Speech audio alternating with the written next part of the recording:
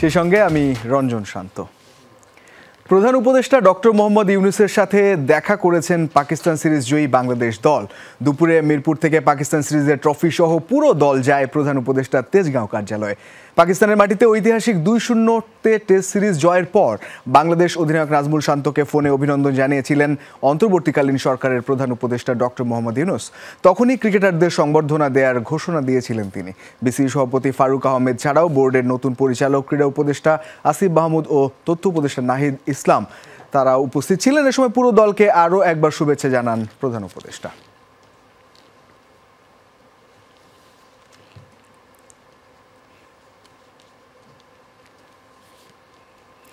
দারুণ একটা মুহূর্ত আসলে, এটা আরও আগেই হওয়ার কথা ছিল, কিন্তু বাংলাদেশ দল এলো, তারা প্র্যাকটিস করলো কদিন ভারতের বিপক্ষে সিরিজ খেলতে যাওয়ার আগে, এবং আজ প্রধান উপদেষ্টার সঙ্গে সাক্ষাৎ। এবং নিশ্চয়ই নতুন বাংলাদেশ সব কিছু নতুন করে বাংলাদেশও শুরু করতে চায়, হাস্যোজ্জ্বল প্রত্যেককে দেখা গেছে। হোপফুলি পাকিস্তানের যে সফলতা সেটা ভারতের মাটিতে বাংলাদেশ দেখাতে পারবে, সেই প্রত্যাশা করছি। তবে অন্যান্য খবর আছে, ভারত সিরিজের দলও কিন্তু ঘোষণা হয়েছে, সেই ব্যাপারে প্রতিবেদন দেখি। পাকিস্তানের পর এবার ভারত মিশনের জন্য টেস্ট দল ঘোষণা করল বাংলাদেশ। চোটের কারণে শরীফুলকে নিয়ে ঝুঁকি নেয়নি বোর্ড, বলছেন নির্বাচক হান্নান সরকার। প্রথমবারের মতো টেস্ট দলে ডাক পেয়েছেন জাকের আলী। বাঁহাতি পেসারের ঘাটতি থাকলেও 4 পেসার ও বাড়তি স্পিনারের পাশাপাশি ব্যাটিং গভীরতা বাড়ানোর ব্যাখ্যা দিয়েছেন হান্নান। ভারতের বিপক্ষে ছন্দে ফিরবেন সাকিব, বিশ্বাস নির্বাচকদের। পাকিস্তানের পর এবার মিশন ভারত। নাজমুল শান্তর নেতৃত্বে 16 সদস্যের টেস্ট দল। চোটের কারণে বাদ পড়েছেন পেসার শরীফুল। প্রথমবারের মতো লাল বলের দলে ডাক পেয়েছেন কিপার ব্যাটার জাকের আলী অনেক। 4 পেসার ও 4 স্পিনারের পাশাপাশি ব্যাটিং লাইন আপটা লম্বা করার ব্যাখ্যা দিয়েছেন নির্বাচক হান্নান সরকার। টেস্টের জন্য শতভাগ ফিট না থাকায় শরীফুলকে নিয়ে ঝুঁকি নেয়নি নির্বাচক প্যানেল। তবে দলে ঘাটতি আছে একজন বাঁহাতি পেসারের, মানছেন হান্নান। লেফট আর্ম একজন পেস বোলার থাকলে যেটা হয়, টিম কম্বিনেশন অনেক সময় একটা ভেরিয়েশনের অপশন থাকে, কিন্তু আসলে এখন তো আমাদের অপশন আসলে নেই। আমি যদি জেনুইন 8 জন ব্যাটসম্যানের সঙ্গে ওই যে সাকিব মিরাজকে ঢুকাই, তাহলে কিন্তু 10 জন ব্যাটসম্যান হয়ে যাচ্ছে। সো 4 জন স্পিনার, 4 জন পেস বোলার, 10 জন ব্যাটসম্যান। সো আমাদের মানে ব্যালেন্সের জায়গা থেকেও কিন্তু আমরা কোনো দিক দিয়ে পিছিয়ে নেই। গত মাসেই বাংলাদেশ এ দলের হয়ে পাকিস্তান সফরে দুর্দান্ত এক সেঞ্চুরি করেছিলেন জাকের আলী। 172 রানের ইনিংসের সেই পুরস্কার দ্রুতই পেলেন জাকের। টেস্ট দলে প্রথমবারের মতো ডাক পেলেন 26 বছর বয়সী এই ব্যাটার। লাল সবুজের জার্সিতে এখন পর্যন্ত খেলেছেন 17 টি20। তবে ঘরোয়া ক্রিকেটে তার পারফরমেন্স সবচেয়ে উজ্জ্বল লাল বলেই। প্রথম শ্রেণীর ক্রিকেটে 49 ম্যাচে 3000-এর কাছাকাছি করেছেন রান, গড় প্রায় 42। জাকির কিন্তু প্রিভিয়াসলি যদি তার রেকর্ড দেখেন, NCL, BCL, লঙ্গার ভার্সনে তার রেকর্ডগুলো যদি দেখেন, সেখানে আপনি একটা আইডিয়া পেয়ে যাবেন যে সে লঙ্গার ভার্সনের জন্য খুব ইউজফুল প্লেয়ার হতে পারে। পাকিস্তানে আমরা 5 জন সিমার নিয়ে গিয়েছিলাম, এখানে আমরা সিমারের সংখ্যাটা কমিয়ে 4 জনে এনেছি এবং একজন ব্যাটসম্যানের সংখ্যা বাড়িয়েছি, মিডল অর্ডার স্পেশালিস্ট।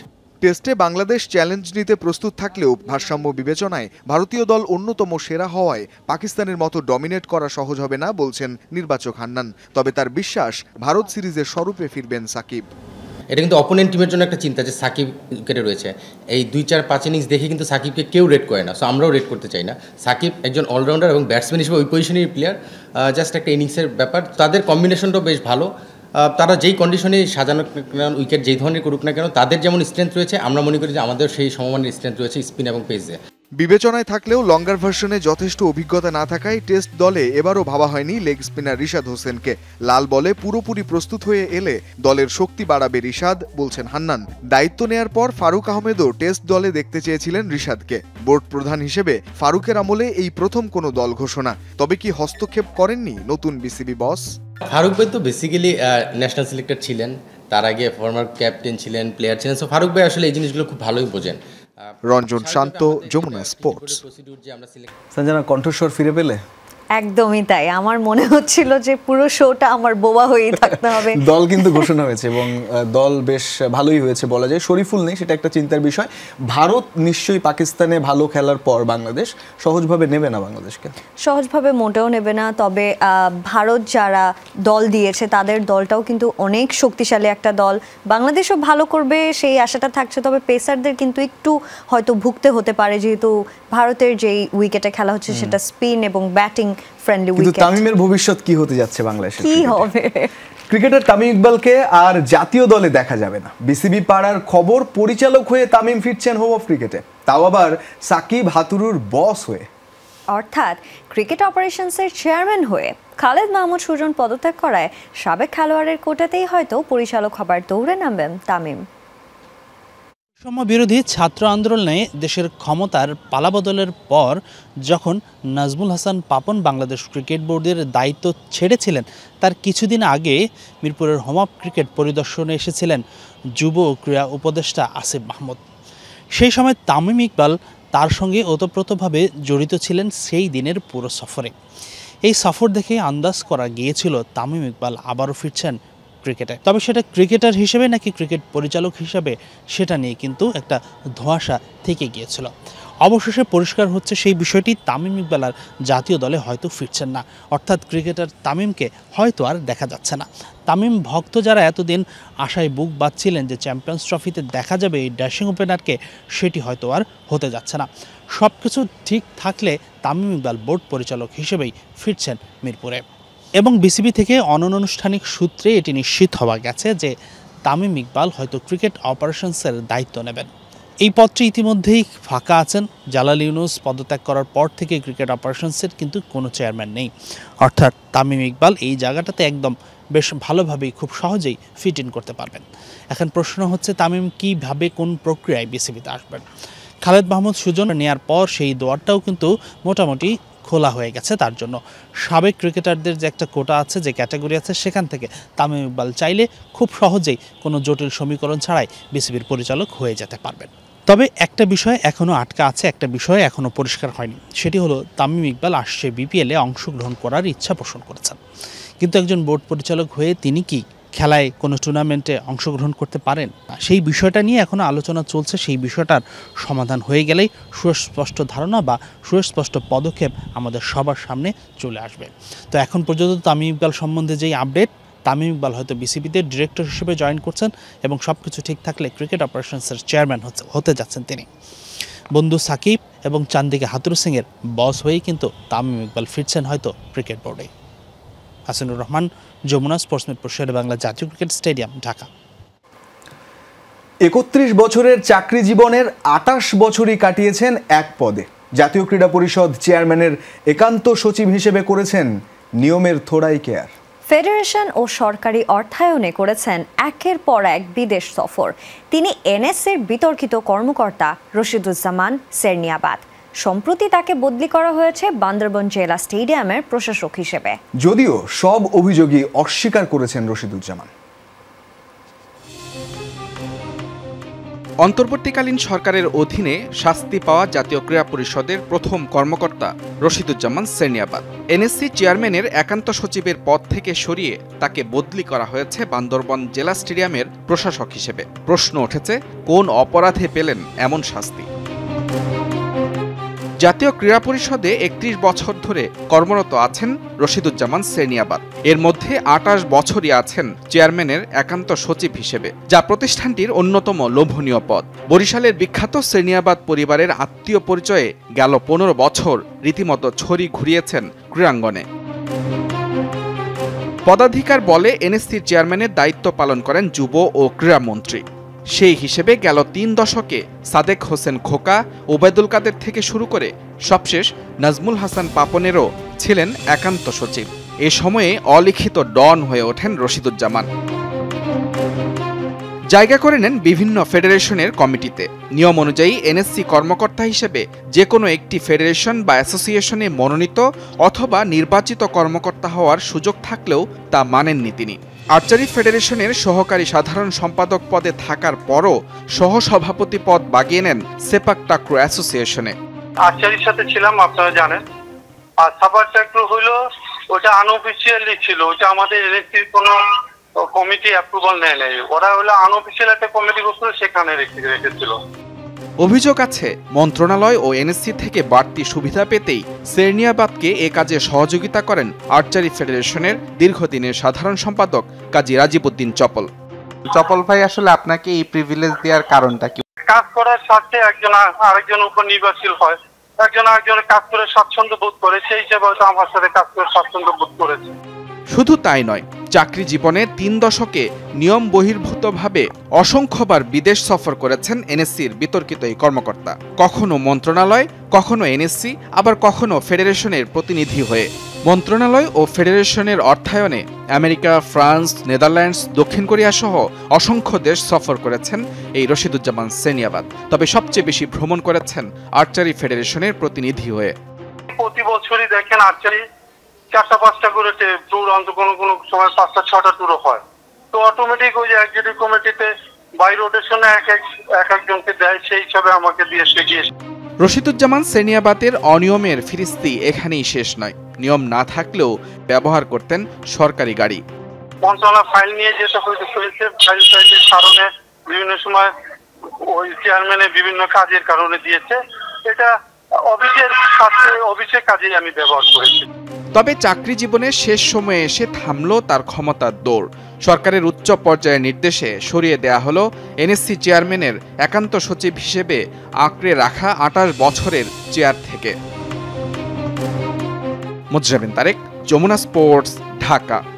জাতীয় ক্রীড়া পরিষদের অধীনে বিভিন্ন দোকান বরাদ্দে অনিয়মে ক্ষুব্ধ যুব ও ক্রীড়া উপদেষ্টা আসিফ মাহমুদ। বৃহস্পতিবার বিকেলে সরেজমিনে দোকান পরিদর্শন করে যথাযথ কাগজ দেখতে চান তিনি। এনএসসির দোকান ভাড়া অনিয়ম নিয়ে প্রচারিত প্রতিবেদন দৃষ্টিগোচর হলে পরিস্থিতি নিজ চোখে দেখতে মালিকদের না জানিয়েই বঙ্গবন্ধু স্টেডিয়ামের বিভিন্ন দোকান পরিদর্শন করেন নিজে। এ সময় অনিয়মের প্রমাণ পেয়ে কঠোর নির্দেশনা দেন।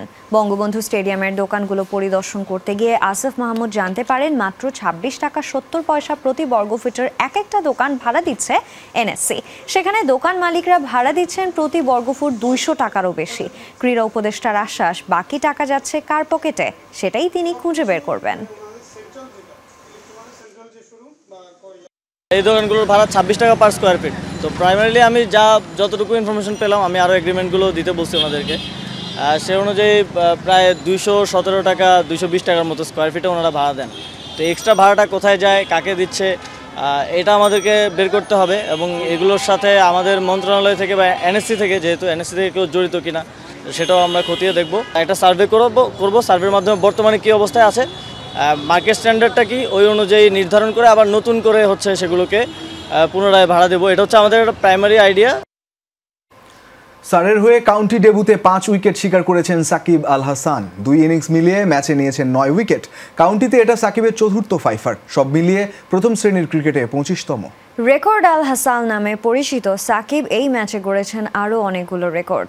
একদিন আগেই প্রথম শ্রেণীর ক্রিকেটে 350 উইকেটের মাইলফলক। ঢেকি স্বর্গে গেলেও ধান ভানে, সাকিব আল হাসান তো সেখানে পৃথিবীতেই আছেন। ইংলিশ টেরায় নিজের পারফরমেন্সের ধার বোঝাবেন না কি করে হয়। কাউন্টি চ্যাম্পিয়নশিপে সারের হয়ে ডেবিউতেই ফাইফার শিকার করেছেন সাকিব। 2 ইনিংস মিলিয়ে বিশ্বসেরা অলরাউন্ডারের অ্যাকাউন্টে 9 উইকেট। বুঝিয়ে দিলেন মাত্র 1 ম্যাচ অ্যাভেলেবল জেনেও কেন সারে তাকে সাইন করিয়েছে। প্রথম ইনিংসে 4 উইকেট নিয়ে সাকিব ছিলেন সারের সেরা বোলার। তবুও মনের কোণে একটা অতৃপ্তি ছিলই। নিজেকে ছাড়িয়ে যাওয়ার ক্ষুধা আছে বলেই তো তিনি সাকিব, দেশের সেরা ক্রিকেটার। দ্বিতীয় ইনিংসে নিজেকে ছাড়িয়ে গেলেন, 96 রানে নিলেন 5 উইকেট। কাউন্টি ক্যারিয়ারে এটা সাকিবের চতুর্থ ফাইফার। আগের 3টা নিয়েছিলেন ওয়েস্টারশায়ারের হয়ে ডিভিশন 2 এর ম্যাচে। এটা অবশ্য ডিভিশন 1-এ সাকিবের প্রথম ইনিংসে 5 উইকেট শিকার। শুধু তাই না, কাউন্টিতে 1 ম্যাচে এটাই সাকিবের বেস্ট বোলিং ফিগার।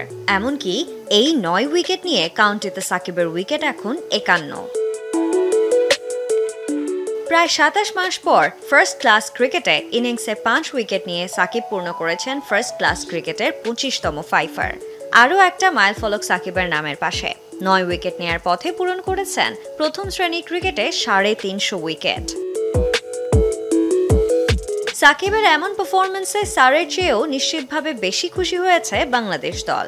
এই ম্যাচ শেষেই সাকিব উড়াল দেবেন ইন্ডিয়ায়। 2 টেস্টের সিরিজে দলকে ভালো করতে হলে সাকিবের জ্বলে ওঠা যে গুরুত্বপূর্ণ। Sanjana Ivy, Jamuna sports. একদম ফ্রেশ বিশ্বমানের প্রযুক্তির সকল সুবিধা নিয়ে ভালো থাকুন আপনিও। কঙ্কা। আন্তর্জাতিক ক্রিকেটের সবচেয়ে দ্রুততম ২৭,০০০ রানের মাইল ফলকের দ্বারপ্রান্তে কোহলি। বাংলাদেশ সিরিজে আর মাত্র ৫৮ রান করলেই ছুঁয়ে ফেলবেন এই কীর্তি। ভেঙে দেবেন সচিন টেন্ডুলকারের রেকর্ড। বিশ্বের চতুর্থ ক্রিকেটার হিসেবে এই মাইল ফলক করবেন তিনি। সচিন টেন্ডুলকারের পর ভারতীয় ক্রিকেটের সবচেয়ে বড় পোস্টার বয় কিং কোহলি ভারতের হয়ে গড়ে চলেছেন একের পর এক কীর্তি। এই রান মেশিন ছাড়িয়ে যাচ্ছেন ক্রিকেটের সব রথী মহারথীদের। গত জানুয়ারির পর আবার বাংলাদেশের বিরুদ্ধে টেস্ট খেলতে নামবেন বিরাট কোহলি। বাংলাদেশের বিপক্ষে ৫৮ রান করলেই আন্তর্জাতিক ক্রিকেটে নতুন মাইলফলক স্পর্শ করবেন কোহলি, ভেঙে দেবেন সচিন টেন্ডুলকারের রেকর্ড। সর্বশেষ ইংল্যান্ডের বিরুদ্ধে ৫ টেস্টে সিরিজ খেলেননি তিনি। ৯ মাস পর আবার লাল বলের ক্রিকেটে ফিরছেন ভারতীয় ব্যাটিং জিনিয়াস। বাংলাদেশের বিপক্ষে সিরিজে তার সামনে নতুন কিছু রেকর্ডের হাতছানি। আন্তর্জাতিক ক্রিকেটে এখন পর্যন্ত কোহলির রান ২৬,৯৪২। ২৭,০০০ রানের মাইলফলক স্পর্শ করতে তার প্রয়োজন আর মাত্র ৫৮ রান। বাংলাদেশের বিরুদ্ধে ২ টেস্টের সিরিজে ৫৮ রান করতে পারলেই আন্তর্জাতিক ক্রিকেটে দ্রুততম ২৭,০০০ রান করার নজির করবেন, ভেঙে দেবেন সচিনের রেকর্ড। বিশ্বের চতুর্থ ক্রিকেটার হিসেবে করবেন ২৭,০০০ আন্তর্জাতিক রান। সচিন ছাড়াই কৃতিত্ব রয়েছে কুমার সাঙ্গাকারা এবং রিকি পন্টিংয়ের। আন্তর্জাতিক ক্রিকেটে দ্রুততম ১৬ থেকে ২৬,০০০ রান পূর্ণ করার নজিরও রয়েছে কোহলির দখলেই। পাকিস্তানের বিপক্ষে বাংলাদেশের ২ টেস্ট সিরিজ শুরুর আগে বাসিদ আলী বলেছিলেন শুধু বৃষ্টি বাঁচাতে পারে বাংলাদেশকে। ভবিষ্যৎবাণী এত বাজেভাবে ভুল প্রমাণিত হওয়ার পরও থেমে নেই বাসিদ। এবার নিজের ইউটিউব চ্যানেলে দাবি করেছেন বাংলাদেশের বিপক্ষে আসন্ন সিরিজে ডাবল সেঞ্চুরি করবেন বিরাট। ইংল্যান্ড সিরিজে বিরাট ছিল না, শ্রীলঙ্কাতেও ভালো পারফর্ম করতে পারেনি সে। তবে বাংলাদেশ ও নিউজিল্যান্ডের বিপক্ষে বিরাটের ব্যাটে বড় সেঞ্চুরি দেখা যাবে। সেটা ১১০ কিংবা ১১৫ নয়, সেটা হবে ডাবল সেঞ্চুরি। বাংলাদেশের বিপক্ষে ২০১৯ সালে সাদা পোশাকে সর্বশেষ সেঞ্চুরি করেছিলেন কোহলি। ইডেন গার্ডেন্সে দিবারাত্রি টেস্টে ৩ অঙ্কের দেখা পেয়েছিলেন তিনি। এরপর লম্বা সময় সেঞ্চুরি করা তার ব্যাটে। আরও একটি মাইলফলকের সামনে রয়েছেন কোহলি। ১৫২ রান করলেই ভারতের চতুর্থ ক্রিকেটার হিসেবে টেস্ট ক্রিকেটে ৯,০০০ রান পূর্ণ করবেন তিনি। ফারহান ইহসান, যমুনা স্পোর্টস। এই ছিল আজকের স্পোর্টস লাইভে। এতক্ষণ সঙ্গে থাকার জন্য সবাইকে ধন্যবাদ। আল্লাহ হাফেজ।